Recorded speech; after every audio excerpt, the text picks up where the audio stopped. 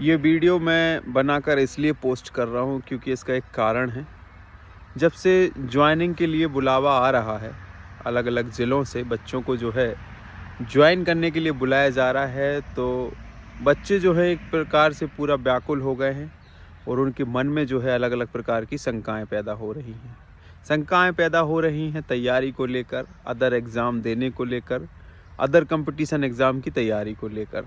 आप वही बच्चे हैं जो कभी मेरिट लिस्ट के लिए बेचैन थे, फिर चॉइस फिलिंग कौन सा ज़िला मिलेगा उसके लिए बेचैन हो गए, फिर जब ज्वाइनिंग नहीं हो रही थी तो ज्वाइनिंग के लिए बेचैन हो गए, और अब जब ज्वाइनिंग हो रही है तो आप लोगों के मन में तरह तरह के ख्याल आ रहे हैं कि हम ज्वाइनिंग करें कि ना करें। सर जी मैं 6 महीने लेट ज्वाइनिंग करना चाहता हूँ, सर जी मैं ज्वाइनिंग को एक्सटेंड करना चाहता हूँ, या ये फलाना ढिकाना बहुत सारी चीज़ें आप लोग करना चाहते हैं। देखो मेरी बात एक समझ लेना, जो चीज़ का जो समय निर्धारित किया जाता है, चाहे वो आपकी ज्वाइनिंग लेटर पर ये लिखा हो कि आपको 7 दिवस के अंदर ज्वाइनिंग देनी है, उसके बाद आप आएंगे तो इस आदेश जो है निरस्त हो जाएगा, ये ज्वाइनिंग लेटर जो है निरस्त हो जाएगा, तो उस नियम को मानने की बात हो, और चाहे ये हो कि जब समय पे आप ज्वाइनिंग नहीं करेंगे तो आपको दफ्तरों के चक्कर काटने पड़ेंगे, यहाँ वहाँ से दुनिया भर की अनुशंसाओं के चक्कर में आप पड़ जाओगे।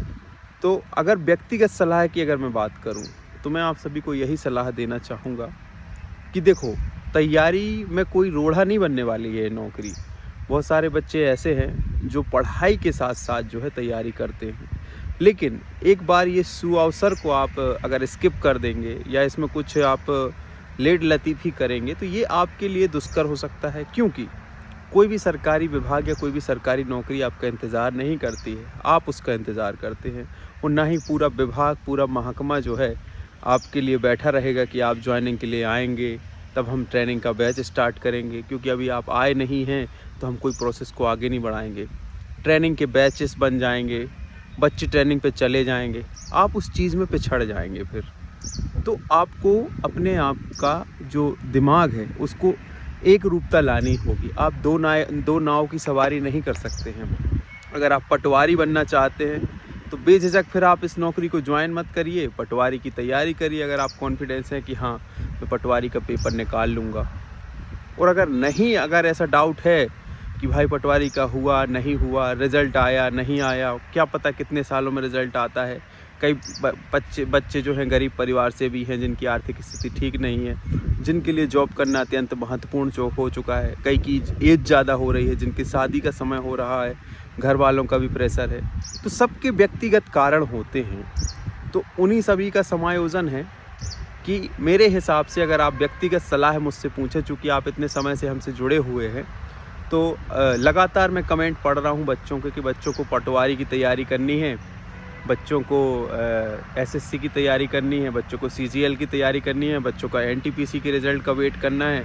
तरह तरह की सबकी समस्याएं हैं। कई लोगों को कॉलेज के एग्ज़ाम देना है, एकेडमिक एग्ज़ाम देना है, कई लोगों को कंपटीशन एग्ज़ाम देना है। तो मेरे प्यारे भाइयों और बहनों, जिस विभाग में आप जा रहे हो उसके जो नियम हैं, जो रूल्स हैं, जो रेगुलेशंस हैं, उनका अनुपालन आपको करना ही होगा। ये आपकी चॉइस थी कि आपने इसका फॉर्म फिलअप किया था, ये आपकी चॉइस थी कि आपने इसका एग्ज़ाम दिया, क्वालिफाई हुए, और ये आपकी ही चॉइस है कि आपने ज्वाइनिंग लेटर पर साइन करते ही इस विभाग की पैरा रेगुलेशन 64, पुलिस रेगुलेशन और इन सब के नियमों का पालन करना स्वीकार किया।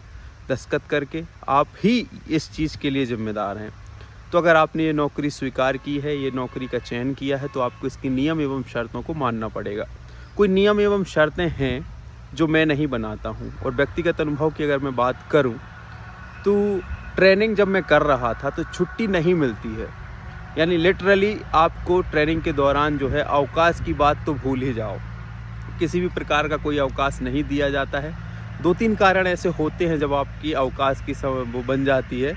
एक हो जाता है कि जैसे किसी का ये है कि स्वास्थ्य खराब हो गया, इतना स्वास्थ्य खराब हो गया कि वो ट्रेनिंग करने में अब सक्षम नहीं है, ट्रेनिंग नहीं कर पाएगा, तब जाके वो अवकाश उसका स्वीकृत हो जाता है। या घर में कोई ऐसी घटना हो गई जहाँ पर उसका उपस्थित होना अत्यंत महत्वपूर्ण है, या कोई दुखित घटना घटित हो गई किसी के परिवार के साथ, भगवान ना करे किसी के साथ ऐसा हो, तब ऐसी स्थिति में मैंने देखा है, प्रैक्टिकल नॉलेज जो मैं बता रहा हूँ, जब मैं ट्रेनिंग पे था तब जाके जो है उसको जो है 1 2 दिन 3 दिन 4 दिन की छुट्टी दे दी जाती थी। लेकिन ऐसा नहीं है कि आपको एनटीपीसी का एग्ज़ाम देना है, आपको रेलवे का एग्ज़ाम देना है, आपको व्यापम का एग्ज़ाम देना है तो आप छुट्टी ले रहे हो। बहुत मुश्किल होता है, ट्रेनिंग में छुट्टी नहीं मिलती है, बहुत दिक्कत होती है। और ये प्रैक्टिकल चीज़ है, लिखित में होने के साथ साथ ट्रेनिंग में छुट्टी का सोच के मत जाना कि आप बाकायदा वहाँ पे छुट्टी काटने जा रहे हैं कि बार बार घर जा रहे हैं। ये थोड़ा सा अनुशासन आपको वहाँ पे बनाए रखना होता है, क्योंकि उससे ट्रेनिंग की जो कार्यप्रणाली है, पूरा ट्रेनिंग शेड्यूल है, पूरा ट्रेनिंग सत्र है, वो बाधित होता है छुट्टी देने में। और वो जो उनका उद्देश्य है आपको ट्रेंड करने का, वो बाधित होता है। तो इसलिए उसमें छुट्टी का प्रावधान नहीं रखा गया है। और ये चीज़ भी है कि आपको 85% उपस्थिति भी अनिवार्य है ट्रेनिंग के दौरान, वो नियम भी है। अगर वो पूरा नहीं करेंगे तो आपको आपके ज़िला वापस भेज दिया जाएगा। तो मन में फितूर मत पालो और किसी भी प्रकार की शंकाओं से मुक्त रहो। मेरा कहना ये है कि जब मन बना लिया है कि पुलिस की नौकरी ज्वाइन करना है तो पूरे तरीके से ज्वाइन करो, पूरा दिल दिमाग शरीर आत्मा सब इसमें लगा दो। और अगर अपने आप को डाइवर्ट करोगे तो डाइवर्ट करने में कुछ फ़ायदा नहीं होने वाला है। आप 2 नाव की सवारी नहीं कर सकते हो, आपको एक ही नाव में बैठना पड़ेगा। रही तैयारी की बात, तो तैयारी जो है, कोई भी नौकरी, कोई भी ट्रेनिंग, कोई भी ज्वाइनिंग आपकी तैयारी में रोड़ा नहीं बन सकती है। ये आपकी इच्छा शक्ति है, ये आपकी विल पावर है कि आप किस परिस्थिति में रहते हुए और कैसे जो है कौन से एग्ज़ाम की तैयारी कर सकते हैं। ऐसे बहुत सारे जीवंत उदाहरण हमारे साथ मौजूद हैं, जिसमें आपने सुना होगा कि दिल्ली पुलिस का एक आरक्षक IPS भी बन गया, या बहुत सारे आरक्षक भाई हैं जो आज सब इंस्पेक्टर के पद पर पदस्थ हैं, या बहुत सारे आरक्षक भाई बहन ऐसे भी हैं जो PSC की परीक्षा क्वालिफाई किए हैं। तो उन लोगों ने कैसे किया? अपने ड्यूटी आवर्स को देते हुए, अपनी कर्तव्य निष्ठता से अपने कार्य को करते हुए उसके साथ ही किया ना। इसके बदले आपको भाई सैलरी भी तो मिलेगी। तो ऐसा नहीं है कि आपसे कोई फ्री में काम लिया जा रहा है, या आप विभाग ज्वाइन कर रहे हैं तो आपको उसके बदले आउटपुट भी मिलेगा। तो ये आपको इकोनॉमिकली भी फ्रूटफुल होगा, प्लस ये आपको एक मेंटली सपोर्ट देगा कि हमारे पास जॉब है ना। तो आप विदाउट फेयर, बिना किसी डर के और बिना किसी यानी दबाव के, ना फैमिली का दबाव होगा, क्योंकि आप जब सरकारी नौकरी कर रहे होते हैं तो फिर घर से ये दबाव नहीं रहता कि आप बेरोज़गार हैं। स्वयं के मन में ये खुद का प्रेशर नहीं होता कि भाई हम बेरोज़गार हैं, अब मैं कैसे करूं, मेरे बड़े बड़े विज़न हैं, बड़े बड़े ड्रीम्स हैं, उनको कैसे फुलफ़िल करूं। तो आप फ्री हो जाएंगे तैयारी करने के लिए, तो और अच्छी तैयारी आप कर सकते हैं। तो मतलब मोरल ऑफ द स्टोरी और पूरी वीडियो में कहने का तात्पर्य यही है मेरा कि फालतू के चक्करों में ना पड़ो। समय पे ज्वाइनिंग नहीं लोगे, स्वयं परेशान होगे। जो अभी ज्वाइनिंग के लिए बुला रहे हैं वहाँ पर फिर जो है आपको मतलब ज़्यादा मशक्क़त करनी पड़ जाएगी, या हो सकता है कि नियम के विरुद्ध जाने पर आपको दिक्कत भी हो जाए। तो समय पर जहाँ बुलाया जा रहा है जाकर ज्वाइनिंग लो, तैयारी साथ में करते रहो। तैयारी करने कोई मना नहीं करता है, ना विभाग मना करता है ना कोई वो है। लेकिन जो विभाग का नियम है छुट्टी देने का ना देने का, या जो भी लिखित में नियम है और भविष्य में जो आपको पता चलते जाएंगे, उनका अनुपालन करना भी ज़रूरी है। मैं पुलिस विभाग में हूँ, अगर मैं अपनी कर्तव्य निष्ठता से अपना कार्य अच्छे से करता हूँ, इसके अलावा मैं क्या पढ़ाई लिखाई करता हूँ इसके लिए मुझे विभाग नहीं रोक सकता। ये मेरा संवैधानिक अधिकार है कि मैं क्या ज्ञान अर्जन करना चाहता हूँ, किस विषय की तैयारी करना चाहता हूँ। हाँ, वो बात अलग है कि एग्ज़ाम देने की परमिशन बस मुझे लेनी पड़ेगी। तो मेरे प्यारे भाई और बहनों, बिल्कुल भी दिमाग को भ्रमित मत करो, अच्छे से नौकरी ज्वाइन करो, क्योंकि सरकारी नौकरी आसानी से नहीं मिलती है। एक बार नौकरी ज्वाइन कर लोगे फिर निश्चिंत होकर जो है तैयारी करते रहना, जो करना है वो करते रहना।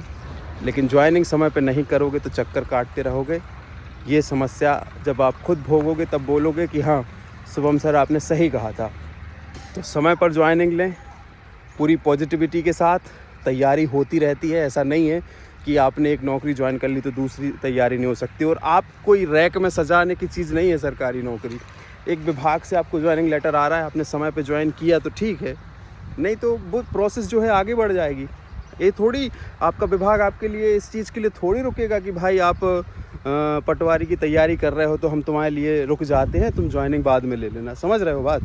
तो नियम एवं कानून में बंधे रहो, समय पे सब चीज़ें अच्छी लगती हैं। समय पे ज्वाइनिंग कर लो तो दिक्कत नहीं होगी। बाकी आप अपने डिसीजन के लिए व्यक्तिगत रूप से स्वतंत्र हैं।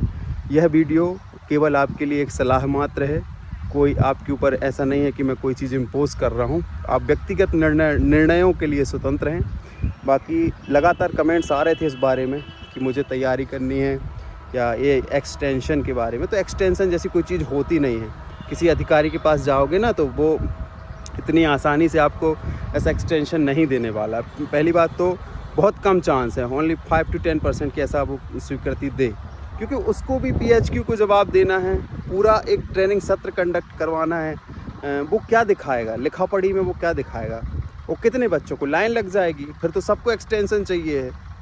एक बच्चे बस को थोड़ी ना तैयारी करनी है, सबको तैयारी करनी है। तुमको परमिशन देगा, ऐसे ऐसे पता चला ज़िले में 70 बच्चों को पोस्टिंग हुई है, 70 बच्चे छुट्टी पे चले गए, तो फिर ज्वाइनिंग किसकी कराएगा? वो सबको पटवारी की तैयारी करनी है। तो बात समझ में आ रही है मेरी? ऐसी परमिशन के चक्कर में भी मत पड़ना और किसी चक्कर में मत पड़ना। सीधा ओपन एंड शट मामला है, सीधा ज्वाइनिंग करो और साथ में जो करना है वो करते रहो। लेकिन ये नौकरी चलती रहेगी तभी सब सही चलेगा, ठीक है? जब जहाँ भेजा जाए तो वहाँ जाओ, जो काम बताया जाए वो करो। यही पुलिस विभाग की सेवा है, ठीक है?